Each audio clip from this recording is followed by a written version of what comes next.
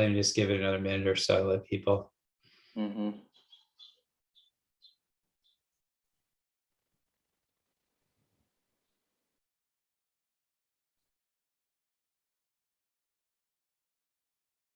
right, looks like we're fairly stable at the moment, so.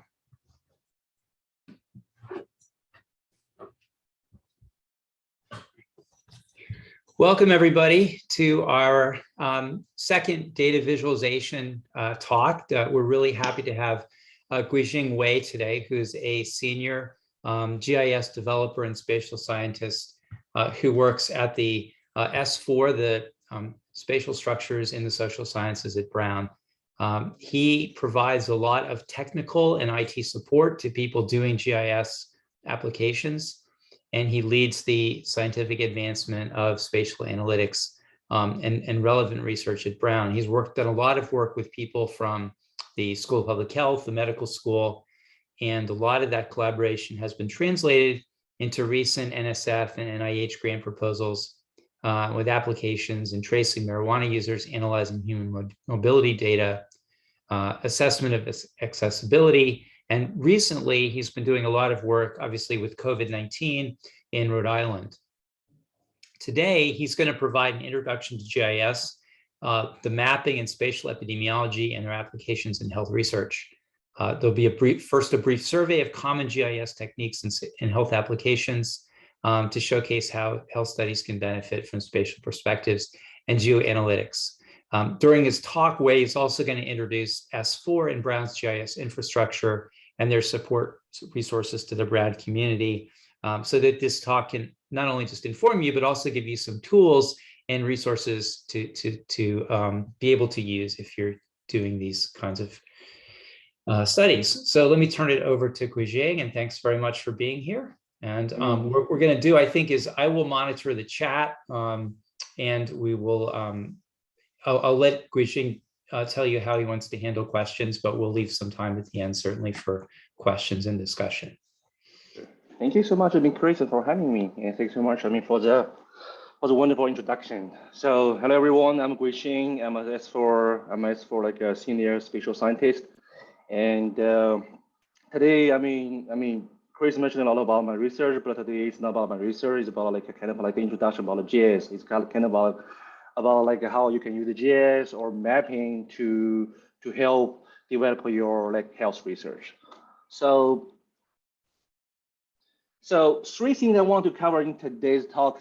First of all, since this is kind of like a visualization, seminar, we want to talk something about like spatial visualization, which is about like mapping. And the second thing I wanted to talk is about like why spatial thinking matters. The third part, or which is the last part, is about like what spatial analysis and the GIS can offer for health like research. This is kind of like my first time talking about those like three things in one single talk. I'm not quite sure I can finish all of them, but I think if we can finish the first two, that will be a very, very big like success. Then we'll give you like an impression GIS is important, or mapping is also like very important too. So let's look at the first topic, which is about spatial visualization and mapping in GIS field. So I'm not quite sure whether other like speakers has already mentioned two biggest like purposes or functions about like data visualization. So basically, when people use like data visualization, they want to, first of all, they want to like generate a hypothesis. They want to see the data. They want to get some insight from there. And this type of like thinking or reasoning is mainly like used in data exploration, like analysis like stage. Secondly, you want to use like a visualization to create like some products. You want to convey like information. You want to deliver like information or your finding to your audience. You want to share your research conclusions. However, mapping products is very different from the traditional like statistical like graphics in many ways. So for example, if I show you like a box plot, everybody knows what kind of information you want to get. What kind of details stuff you want to look at. For example, you want to see the outliers, you want to see the maximum value, you want to see the median value, you want to see the mean value.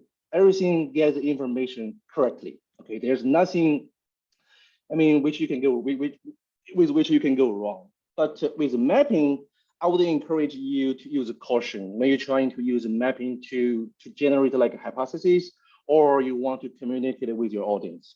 So let's see the first thing, which is you want to use like maps to generate like hypotheses. I want to share with you a very famous like story. So I think most of you has already been familiar with this story somehow, but here for some of you who do not have like any like a background with this story, I want to give you like some like contextual like information about this story.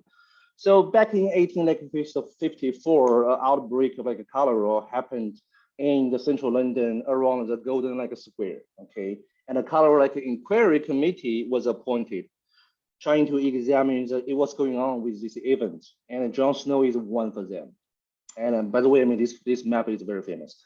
And Snow published a book titled as "On the Model for Communication for Cholera."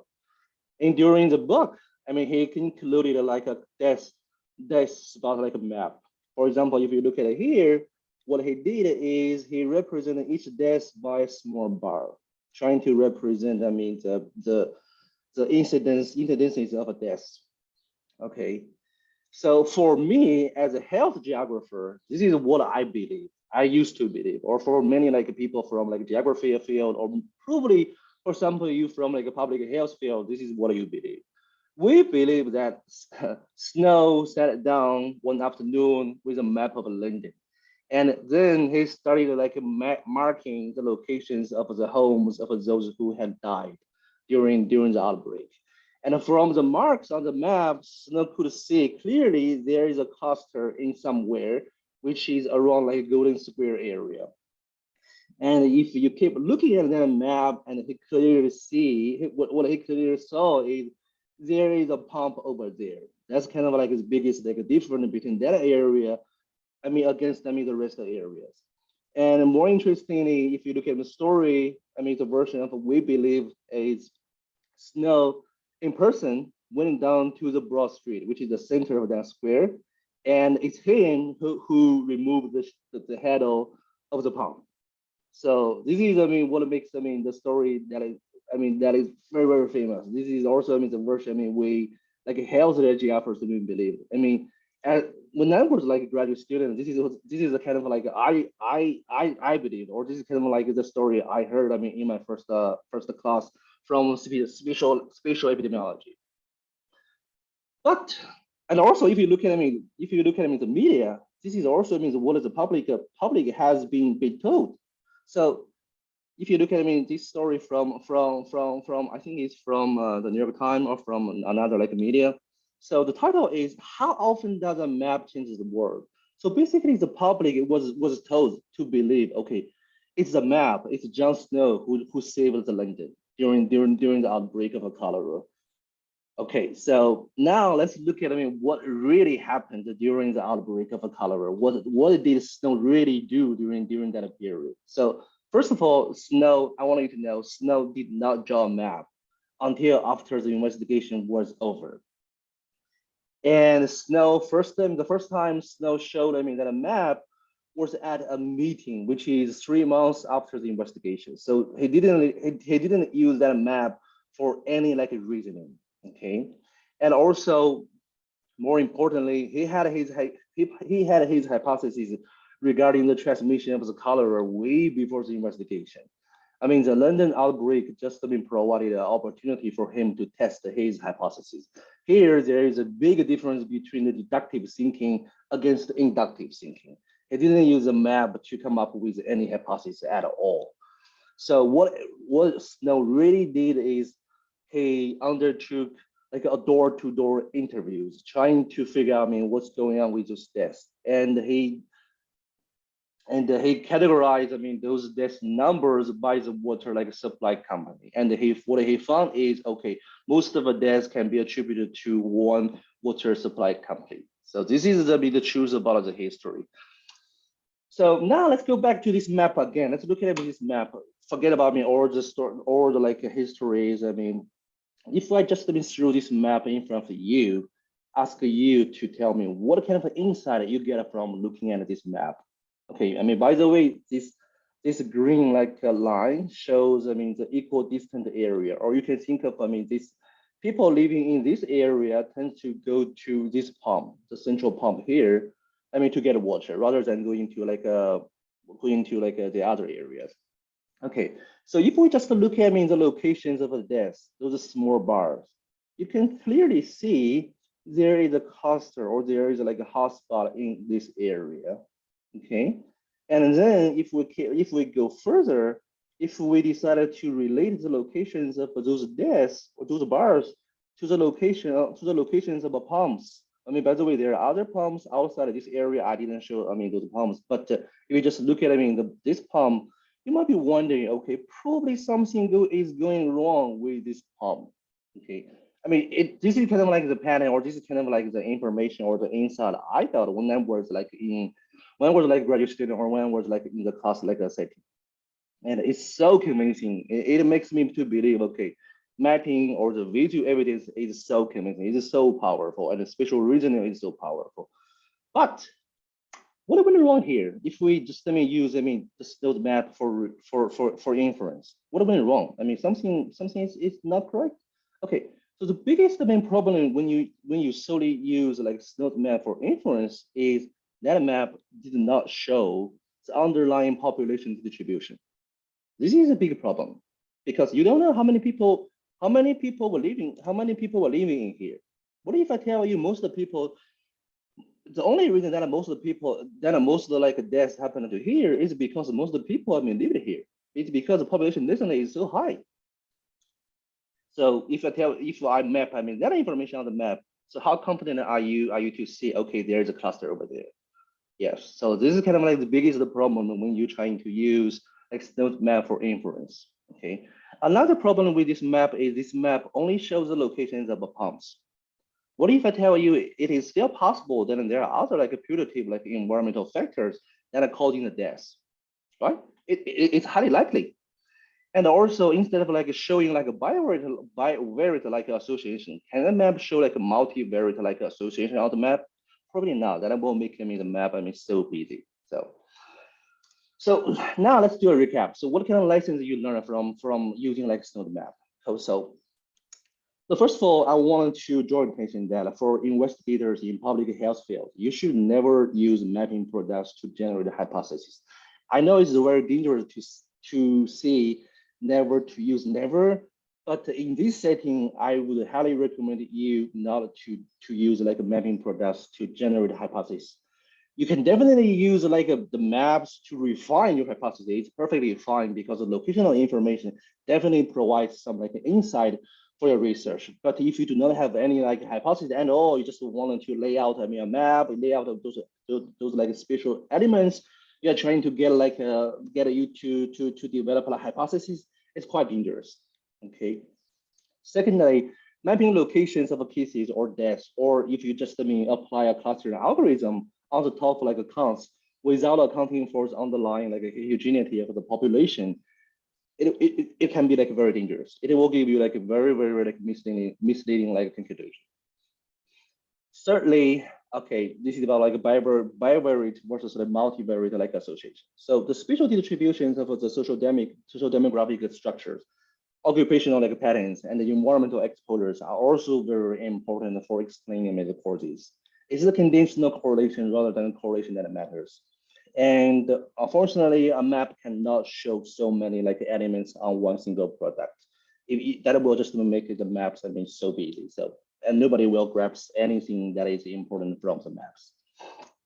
Okay, now let's look at the second like function of the maps, which is you want to like create some like maps, or you want to like deliver your final like conclusions by using map products.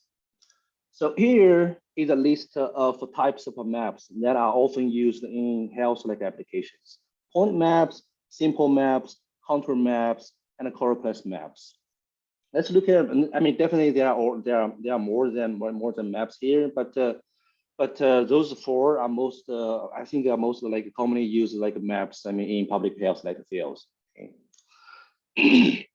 The first one, let's look at a point map. So a point map. You might be wondering, when should I use like a point map? Okay.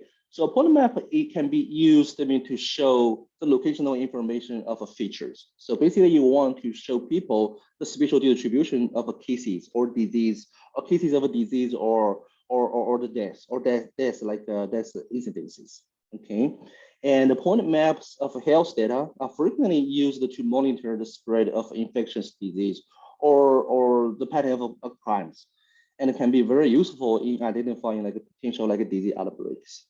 However, like I said, when you just map out like counts, it might be very helpful. It might be very like careful for, when we do like the interpretation, because such maps didn't account for the population at risk. So let's say example. So this example is a point map of cases of a very low birth weight in Georgia Health District 9. And if I just show you this map as a map maker, I did this map. If I just show this map, I mean from you, what kind of information you will get from here. So probably you will see, yes, I see the distribution of those cases, and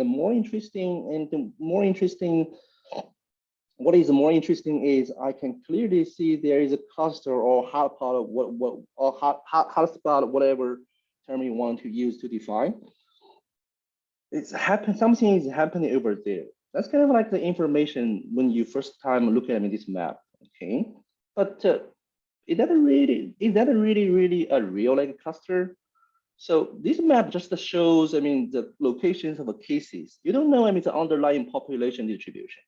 So if we put the locations, or if we decided to map the locations of the controls on the top of this map, probably you do not want to see there's a cluster over there, because the only reason or the most possible reason for having cluster over there is probably because there's just more people living there.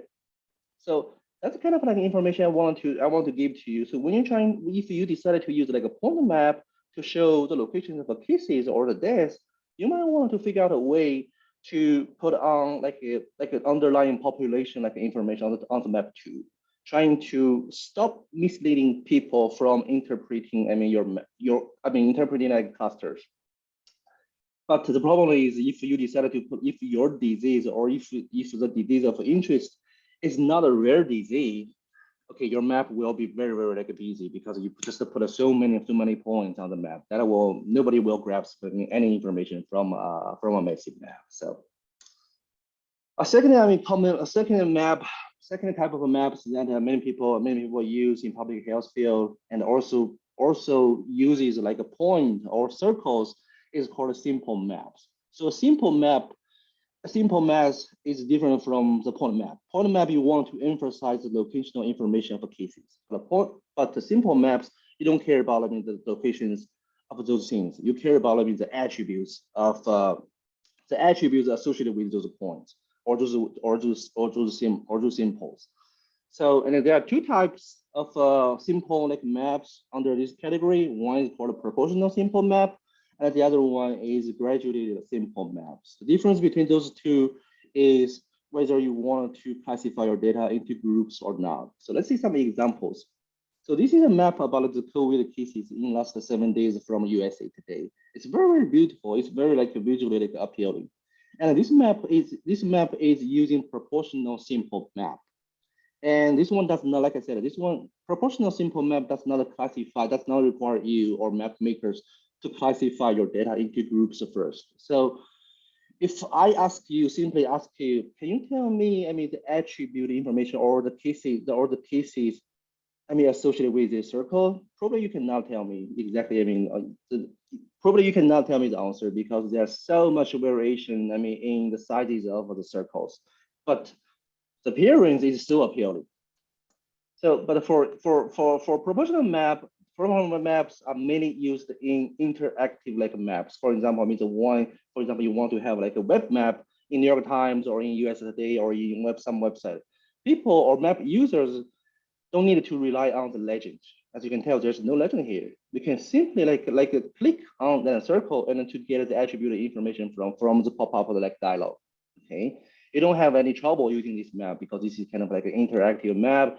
Even though this is kind of like continuous scale, but you still can can use like a mouse to get the information from there.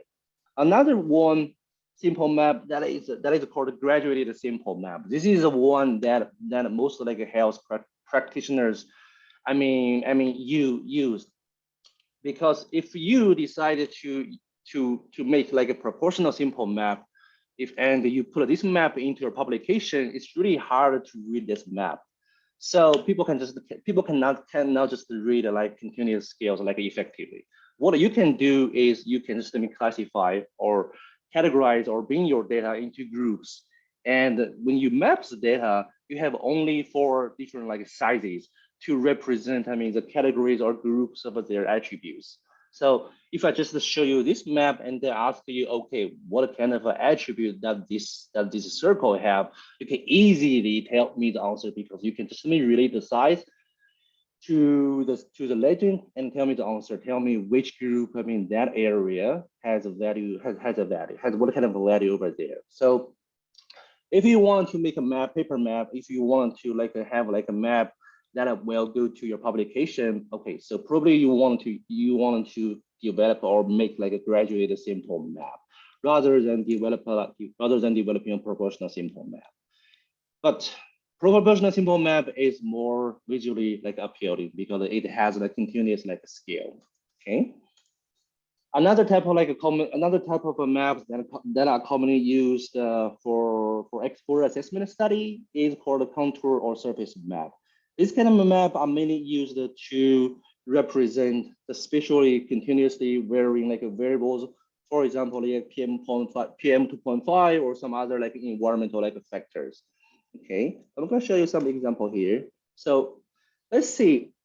This is a map showing all the locations of a national, I think national run like a monitor size. But in here, as a researcher, I don't care about the exact locations of each monitor site. But for me, what I do care about is I want to know the spatial or the geographic distribution of a PM 2.5, because I will use that map for my research, or I will show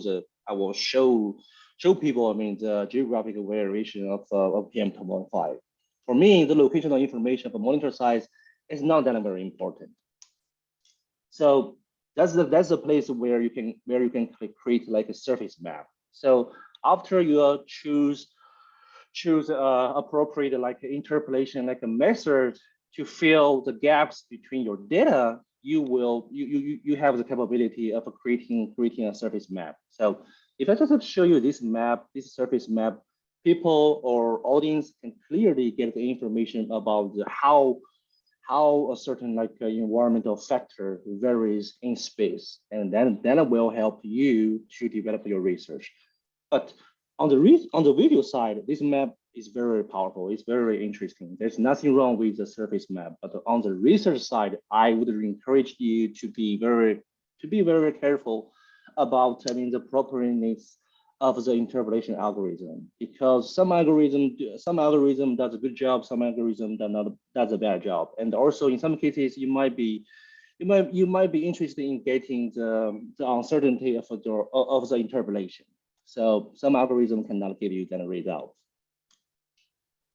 Now let's look at the most popular types of map, which is called a Chloroplast map. This is kind of the number one, the most popular types of maps that in spatial epidemiology field. And for example, in Pico did an interview in 1994, and what is reported is the epidemiologists they interviewed preferred cost Choroplast maps, and people can use them more accurately than any other types of maps. And if you look at the types of Choroplast maps, we have 2 here. One is called the cost Choroplast map, and the other one is called the uncost Choroplast map. As you can tell from their names, cost Choroplast map requires you to classify your data in the first place, and the unclassified Choroplast map does not require you to classify your data. As I said, pretty similar to the simple proportional simple map and the graduated simple map. Unclassified Choroplast map can be mainly used in interactive environment. So people can easily click on somewhere and get a pop-up dialog to get the information about the color. For cluster Chloroplast map, you don't have that interactive like setting. What you have is, okay, you just have a paper map. You wanted to make like a paper map, or you want to have like some like a graphic that goes to your paper or your publication. If that is the case, you needed to develop like class like Chloroplast map. Let's see some examples here. So this is a map which is about like the average like daily cases or rate in the past week from New York Times, which is, like I said, when you use a continuous scale to relate the colors to like a magnitude or your numbers, you create, I mean, the transition on the map is so smooth. I mean, the appearance is so beautiful. So, but for us, if we without I mean the assistance of a mouse, it's really hard to grasp the exact value of a single color, because you just don't know. I mean how each number is mapped. I mean to a color. So for unclassified like a Choroplex map is mainly used in interactive like a setting. Now let's look at cluster Choroplex map. Like I said, okay, cluster Choroplex map is kind of like number one. It's the most popular like a spatial like a graphics in spatial for public health practitioners and also for health geographers and for like spatial epidemiologists. People want to show a map. People want to show like a map to show the regional like values. Okay, so as you can tell from here, this is a cluster like Choroplex map showing you the U.S. hospital facility like a better capacity map. The transition is not that smooth. You can clearly see there's a difference over there. But and also this map has only 1, 2, 3, 4 colors. But if I ask you, for example, I ask you what do you believe? I mean what kind of, can you tell me? I mean the value range of this color or this area? Yes, you can. This is quite simple like a task. You can just relate the color. Looking at I mean the legend, you will tell me the answer. So it's quite simple like reasoning. So and since this is very important like my, I want to spend more time talking about how to make like a class like a Choroplex map here. So for making a class like Choroplex map, first of all, you need to decide how to group your data.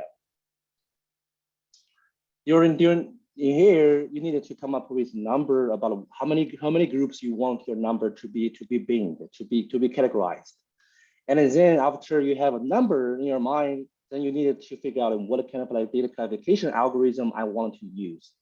In GIS software, there are so many like choices here. So for example, you can divide your data by equal interval breaks, or you can divide your data by quantiles, or you can group your data by using an algorithm called natural breaks.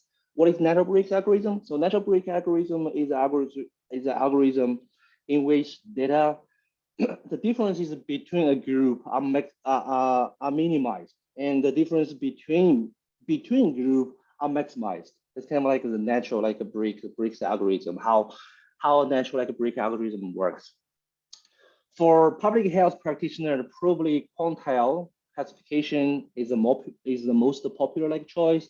But for many like spatial or GIS like practitioners, we tend to use natural breaks. There's no like right or wrong, nothing right or wrong. This is just kind of like the personal choice. You need to ask yourself what kind of information you want to emphasize, what kind of like a message you want to give to the audience. Okay, so once you classify your data into different groups, you needed to choose appropriate like a color scheme. This is a part where most like people, non-spatial people, feel struggle with. They don't. For many like graduate students, they just randomly choose one color scheme and show me a map saying, yes, I made a Choroplex map. I made a colorful map. Yes, you're right. You made a colorful map, but how meaningful that a colorful map is, and what kind of a message you want your audience to get from reading this colorful map. So here I want to tell you about how to make a reliable, how to make a more effective like Choroplex map. So I'm not quite sure whether other speakers has already mentioned for some like a basic series about color. So here, a color is a three-dimensional like concept, having hue, lightness, and the saturation. Hue is just kind of a way to distinguish colors from one another, and lightness is kind of like how much light you want to put on a color on a certain on a certain like hue. Saturation is kind of like the intensity of a certain like hue. Still confusing, right? But let's look at the number one like a guiding rule in here. So Brewer, which is a very famous like cartography in GIS or spatial field, and she suggested, okay, map viewers tend to perceive differences between colors most readily when changing hue. Okay, and map readers tend to perceive ordering, the difference between like a magnitude most readily when changing lightness, with darker colors perceived as like higher like values. So for example, if you have your data, which is your data is categorical, so if we exercise this guiding rule, probably we need to change the hue. Okay, and also if your data is like a numerical data and you want to show their differences between their numbers, okay, if that is the case, as a map maker, if you want to make a map, probably you want to change the lightness over there. Okay, now let's see some examples here. So generally speaking, there are three types like color schemes. One is called a qualitative color scheme. The second one is called a sequential color scheme. Last one is divergent color scheme. So let's give you some examples. So like I said, when should I use a qualitative? When should I choose a qualitative like color scheme? Okay, first of all, you need to make sure your data or the variable you want to map out is purely categorical. Okay, there's no ordering at all for that variable. You just want to show your audience, okay, my data has different categories. My data has different groups. If that is the case, you need to choose a qualitative color scheme. For example, here, this is a very useful website. I highly recommend you to check this out. It's called a Color Career website. Okay, from there you can get some a sense of how different colors, how different color schemes play when you make a map. Okay. So in here, if your data has only categorical information, okay, you might want to choose a qualitative color scheme. In here, you change the hues. Okay. The second color scheme is called a sequential color scheme. In that case, the variable of interest or the variable you want to map out is numerical in nature. There's no categorical information at all. Okay. What are you are trying to map out, or what are you trying to emphasize? For your audience is, I want to show the ordering. I want to show the differences between those numbers. Okay, that's the most information, and also that's the only information I wanted to emphasize. If that is the case, you need to choose a sequential color scheme. Like I said, if we go back to look at the guiding rule here, okay, if you want to show the ordering information, you need to change the lightness by using one single hue. So in here, what I demoed here is I choose a single hue here, for example, a red hue, and those differences are mainly due to the lightness of mainly due to the lightness. Okay, and the map is so informative. The third color scheme is called diverging color scheme. Diverging color scheme is kind of a combination of both the qualitative color scheme and the sequential color scheme. So the variable of interest or the variable you want to map out is numerical. First of all, it's numerical, still numerical, okay. But your data has two opposing sides. For example, your data, you want to show the difference between the data above the mean value, above the mean level, and also you want to show the side, the values below the mean value. You want to use a different hues to emphasize those two sides of your data. Or naturally, your data doesn't have negative value or positive value. You want to emphasize those differences. And also within each group or within each side, you still want to emphasize the order. If that's the case, you might need to choose divergent color scheme. Okay. I hope that will give you some notion or some a taste about how you can making effective a map. And also most importantly, as I mentioned in the very beginning, when you're trying to look at map, when you're trying to use a map for inferences or for reasoning, you might need to be very, very careful. So this kind of like messages I want to give to you. And the mapping product is way more like complicated than just doing graphical and some like statistical like graphics. Now let's look at the second part of this talk. So why spatial thinking matters. So in the first part, hopefully I did some like good job explaining why mapping is different. Now I wanted to show you, or why mapping is interesting. Now I wanted to show you why spatial thinking matters. In order to address, this question, we need to answer another one. So what will happen if I do not have like a spatial thinking? What if I do not think like spatially? So spatial, I want here before we answer that question, I wanted to introduce you a very like unique feature that is in like a spatial field, which is called spatial correlation. So the first law of geography says everything is related to everything else, but the near things are more related to distant things. This is kind of like the notion or the idea about a spatial autocorrelation. So to say like one feature is spatially autocorrelated is to say, okay, the value of this unit is impacted by the neighboring or the surrounding like values of that feature. So this is kind of like the I would say the most important like a feature that distinguishes like spatial from like the other fields. Yes, and spatial correlation sometimes can be positive and also can be negative. But for most like social sciences applications or for most like public health applications, positive correlation happens more frequently. So here when we talk about like spatial correlation, we'll just think like a positive like a spatial correlation. Now let's give you some example. What will go wrong if we do not like think spatially in the context of like regression? Okay, since for most of like public health applications, our goal is to develop an interpretation like a framework rather than prediction. Okay, for us, what we care about is the coefficient of your regression rather than the prediction accuracy of your prediction. Because once you know how each predictor influence your outcome, probably your ultimate goal is to come up with a very effective like intervention like plan. So for us, coefficients are very important. Now let's look at the most ideal scenario, which everybody wants to have. Okay, so the observations are independent. Residual variance is homogeneous, and there's no spatial correlation at all.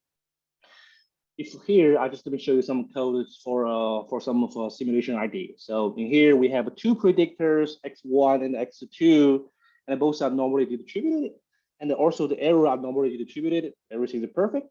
And the coefficient for x1 is set up to be 3. The coefficient for x2 is set up to 9. And I use, those equation y equals 3x1 plus 9 times x2 plus the error component to generate some like y values. And then I did a regression. Okay. Since everything is independent from one another, everything is normally distributed. Okay, OLLs will give you a perfect answer. For example, in here, okay, the coefficient for x1 is 3. The coefficient for x2 is 9. Perfect. There's nothing wrong here. But let's see another example. Okay, for example, in here, my outcome like a variable is unemployment like rate in Rhode Island. So do you think unemployment like rate in Rhode Island is not impacted by the unemployment rate from Massachusetts? Probably not. Probably the unemployment rate is kind of like a spatially oriented, spatially like autocorrelated like a variable. So in this case, the outcome variable, in addition to the predictors, is also controlled by the neighboring like outcome variables. Plus the error part. So in here, so I also did like a simulation and I set up the correlation like a coefficient to be 0.7, which is very strong, and I generate like a 20 by 20 like a grid. And during the simulation, each cell's value is controlled by the neighboring cell's values, and also the rho, which is a spatial correlation coefficient. Still similar to the last simulation, I set up the coefficient for x1, x2 are 3 and 9. If a person who do not have like spatial thinking, so who just like drop this spatial lag the y, just to continue with the beta x. Okay, what will happen if you omit or ignore the spatial lag wise? The estimation of betas for x, y, x2 will get shifted to another different like numbers.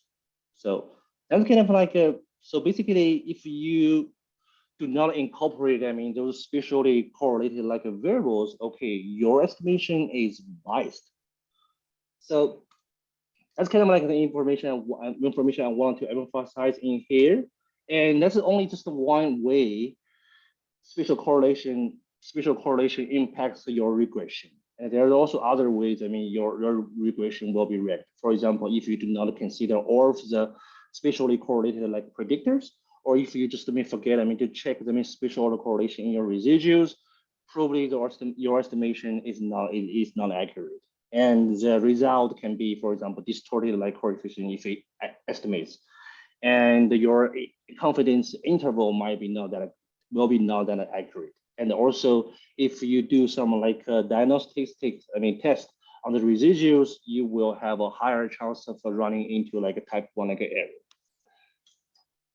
Now let's see the third part or the last part of the talk, which is about, okay, seems like mapping is interesting. Okay, seems like spatial thinking is very important. If I do not have like a spatial thinking, something might go wrong. Okay, especially in the regression like setting. So now show me what kind of tools or what GIS or spatial analysis can do. So I'm not quite sure we still have like a time for to explain all of them, but here you can think of like a spatial fields into three separate like fields. Something from like a GIS technology, and something from like a some like algorithm or method or thinking from like spatial econometrics, and some tools from like spatial statistics.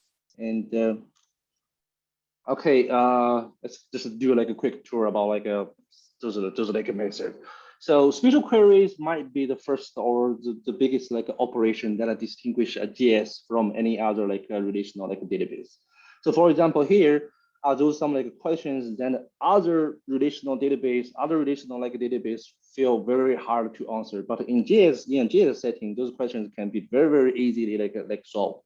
So for example, as a public health like investigator, you want to know the number of cases within 300 meters of a major highway. You want to know the number of the populations covered by a certain like hospital, and you want to know the distance of a driving time to the nearest healthcare like facilities for each like disease case. For those questions, which is a very spatial. For if you use like a non-spatial like software program, it's really hard to answer those questions. But to stay with like a GIS software program, those questions can be solved very easily. For example, buffer analysis. Okay, in this case, I mean those lines are like you can think of those lines as like highways, and we create a buffer around each like highway. And here, my intention is I wanted to compare the incidence rates of a certain disease between the focused area and the rest. So with GIS, these questions can be very easily answered. Geocoding is another like a technology. Many PI have interest in using. Okay, geocoding is kind of the process of converting like a human readable addresses into geographic coordinates. So if in your case you collected many like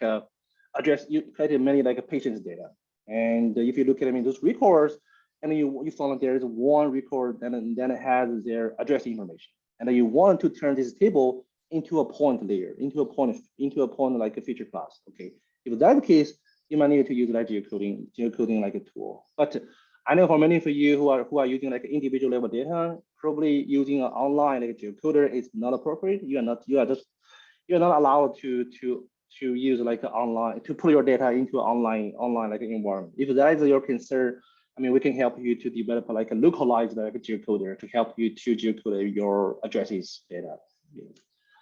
Spatial join is another very powerful tool that will help you to join multiple data sets into one single data set by looking at their spatial relationship. So for non-spatial tools, usually the joining can only be happen to like a data sets with like common ID. But in here, we don't need a common ID. I mean, we don't need a common ID. I mean, column. What we need is we need to look at their spatial relationship. Yeah.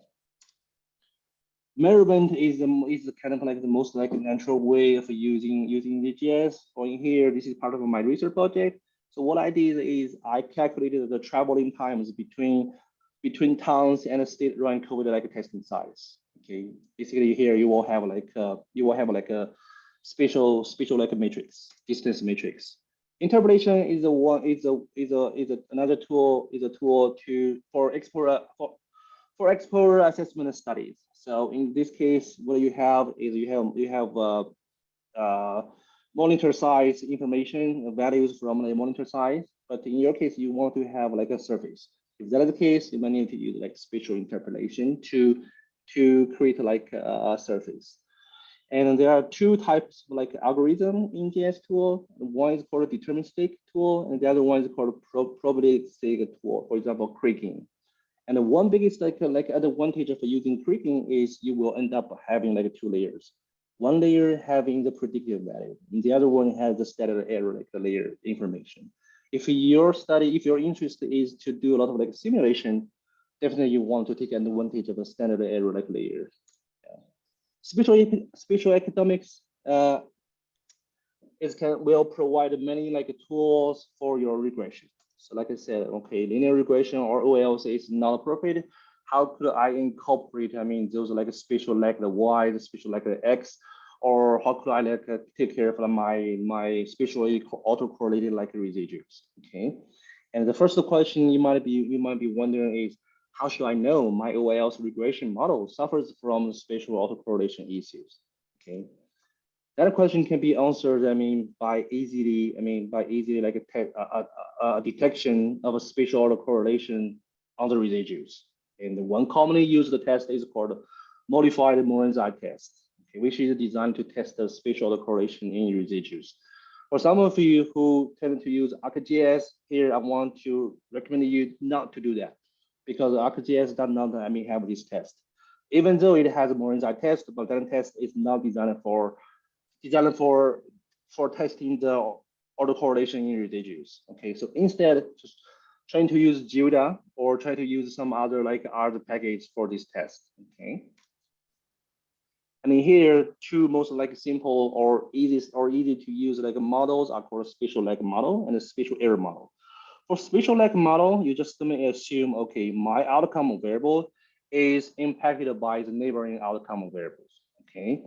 For spatial error model, what you assume is, I don't know how the spatial autocorrelation happens in my analysis, but definitely I want to take care of the residual spatial correlation. That's kind of like two ways to configure your regression model. But here I want to remind you that, okay, both models are technically ill structured, which fails most of the least squares estimation techniques. Okay, so if you want to get accurate estimation of those coefficients, you need to turn to maximum likelihood estimation. Okay. Spatial statistics is the most interesting tools, or most confusing tools. I mean, for most of us, I would say. But spatial statistics is the most powerful tool, because those tools can directly answer your research questions. Okay, let's see some common questions. I mean, spatial statistics can answer. So, for example, if you are dealing with like point data, cases data, I mean controls data. So you might be wondering, okay, do cases tend to occur near to other cases?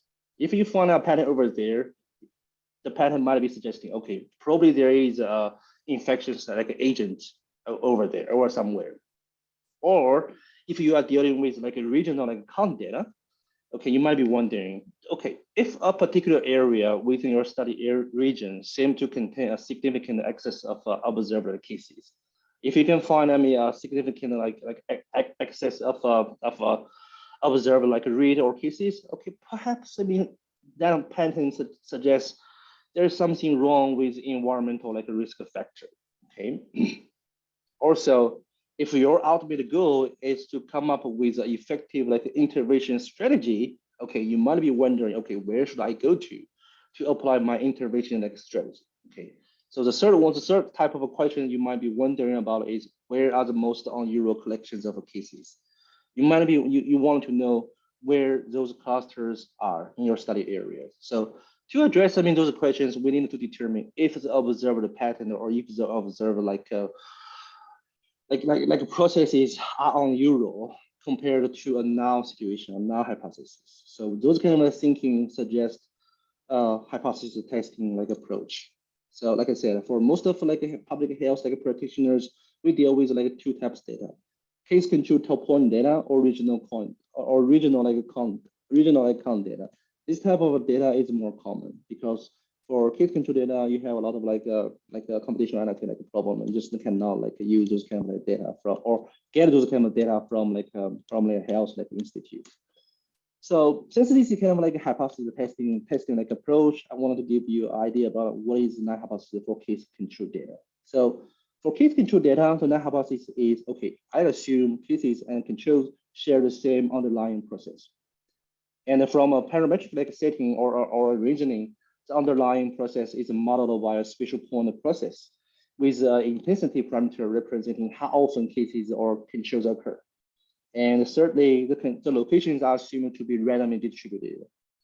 And then in the hypothesis testing, one way to identify the departure from the hypothesis is to compare the summaries of two spatial point processes. Basically, you assume one spatial point process for your case data and one spatial point process for your control data.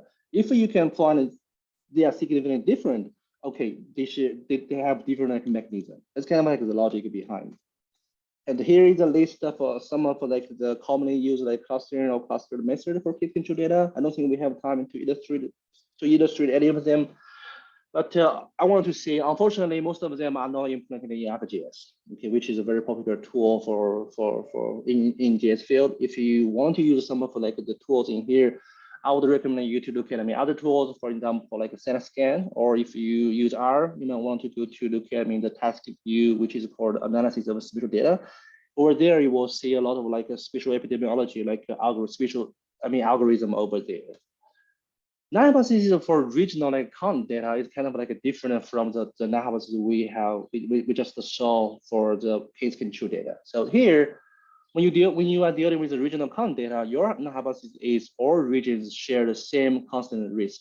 Basically, you are saying, okay, they have the same probability of contracting a disease, and even accounts from non-overlapping regions follow independent Poisson distribution.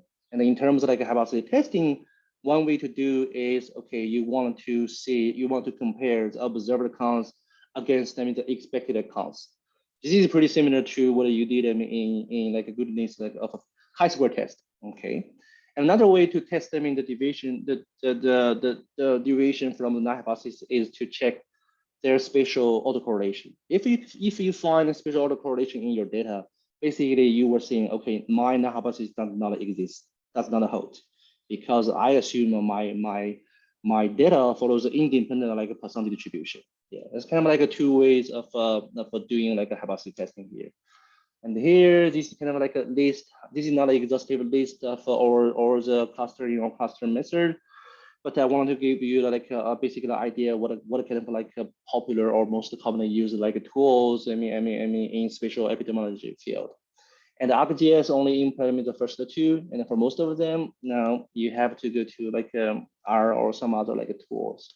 And unfortunately, like I said, most of them are not implemented in ArcGIS. And one very important message I want to give to you is, if you as public health practitioners, and the data you are dealing with is case control data or regional count data, okay, or most of the spatial statistical analysis in ArcGIS may not be appropriate for you, because their null hypothesis is not consistent risk or case and control share the same underlying process. Their null hypothesis is CSR, completely spatial randomness. They just randomize your numbers in the study area, which is not appropriate for many of public health applications.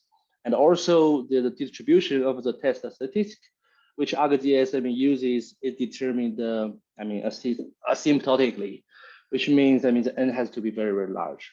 But if you are using like a localized Moraine eye for detecting like clusters, for example, here is a county, and if you look at its neighbors, there are only like 4 or 5 like counties. So here your test, you have only like 4 or 5 like measurements. You are trying to come up with a significant test.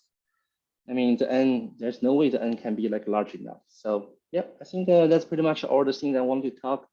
During today's talk, and yeah, thank you so much for your attending. Thank you, Guixing. You covered an awful lot of material there. Congratulations. Okay, so there's a few comments in the chat, but there haven't been any for a while, and they were more to the beginning of the presentation. I don't know whether these questions have been answered or not. Maybe if people still have questions, they could raise their hands and we could ask. Okay.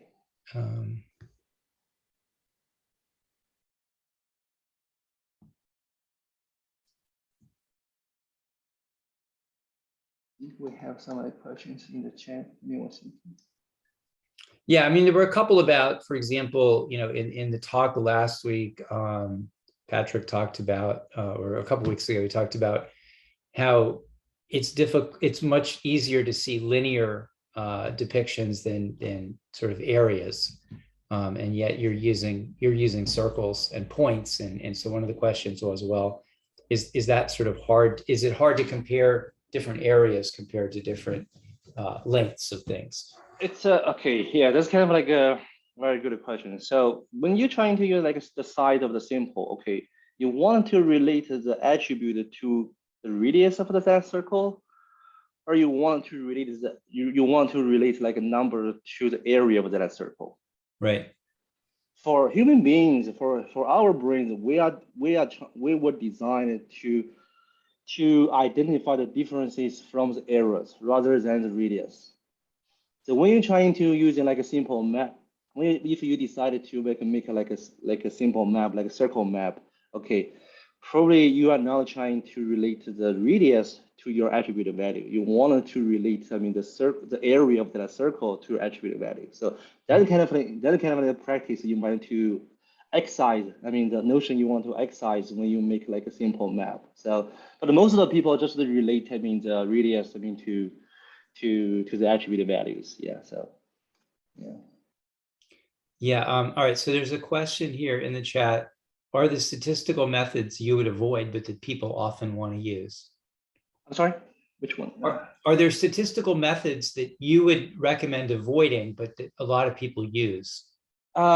There's no right or wrong statistical methods. I think this kind of like the thing that you got from any like a statistical class. The only thing that matters here is whether the tool or whether the statistical test is appropriate for answering your question. I think many people didn't realize that because they feel like, okay, I just apply this statistical test, okay, then will answer everything, but it's not. Every tool has a purpose, has a design purpose. You have to, especially for statistical tests, you have to be very, very careful because you have to make sure your data conforms to the assumptions of this statistical test. Once your data, meet those assumptions, okay, now you can move forward.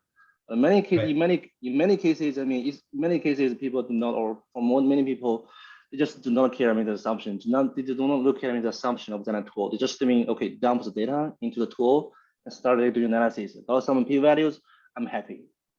But in spatial analysis, it's very complicated. For example, like if you're dealing with like a regional count data, okay, if you just use the cluster analysis in ArcGIS, okay, the null hypothesis ArcGIS is using is randomization. ArcGIS just randomize your numbers, just randomly distribute your numbers into different like regions. But here you can tell the algorithm didn't pay attention to the underlying like population. Region 1 has like 100 population. Region 2 has like 10,000. Are you gonna randomize? Are you gonna swap the observed cases between those two areas? No, you don't. You cannot. That's why for many like public health, like if for public health, like the hypothesis, we assume they have constant like a risk rather than randomization or normality. Yeah. But yeah, like I said, if you wanted to apply spatial statistical analysis into your data, I don't recommend you to stick with like ArcGIS or any like the GIS like tools. You might want to go to R or go to some other spatial epidemiology like tools. Yeah. Okay, we're at time. There was one more question. Do you want to take it? It's a very there was a question here about mapping rare diseases. Is there any published mapping of rare diseases?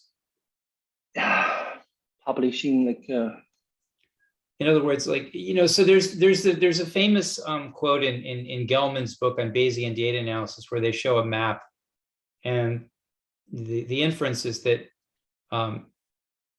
rates of cancer are very low in rural areas, right? The most extreme. And so the conclusion is, well, if you want to avoid cancer, live in the rural areas. And then he shows the map of the highest rates are in the rural areas. And the reason is that there's a lot more variability with small samples. So the question is, if you have a rare disease, are there any published recommendations, I guess, as to how to do that?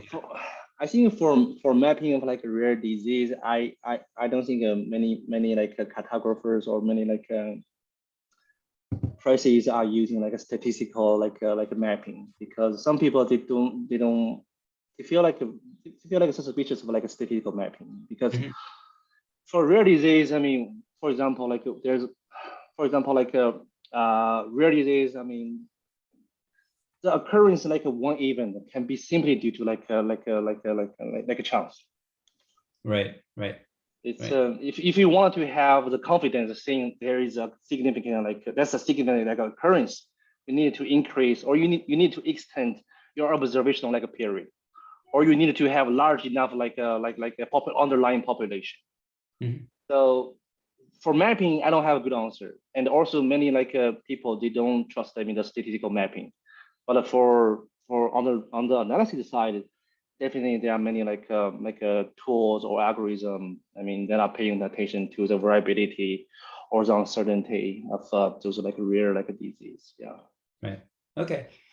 Well, thanks so much for talking, and thanks to all of you for listening. And as Amanda said in the chat, there will be a recording available. So please, spread it around to your colleagues as well, because I think there's a lot of information here that people can use. And we will be back in the fall, hopefully, with some more seminars. So if you've got some ideas, please let us know.